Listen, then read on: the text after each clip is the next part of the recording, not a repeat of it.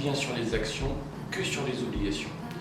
Les actions ont bénéficié en 2019 de l'espoir des investisseurs que l'économie se redresse suite à ces nombreuses baisses de taux que nous avons connues tout au long de l'année 2019.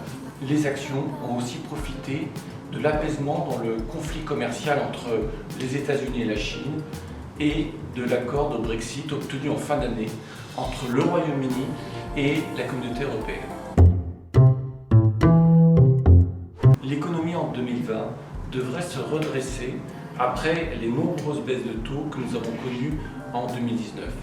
L'économie sera soutenue aussi par les plans de relance budgétaires initiés par un certain nombre de pays dans le monde et des programmes d'investissement dans les infrastructures et le changement climatique. Ces politiques monétaires et budgétaires devraient profiter à la consommation des ménages, à l'investissement des entreprises et à l'immobilier.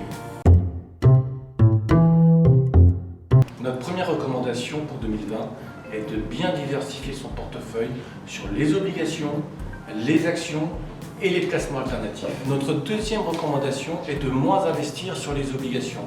En effet, les obligations sont moins risquées, mais elles souffrent aujourd'hui de rendements très bas.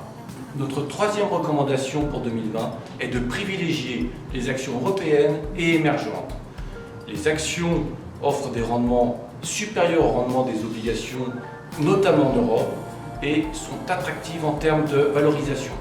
Enfin, notre quatrième recommandation pour 2020 est d'introduire les placements alternatifs dans son portefeuille.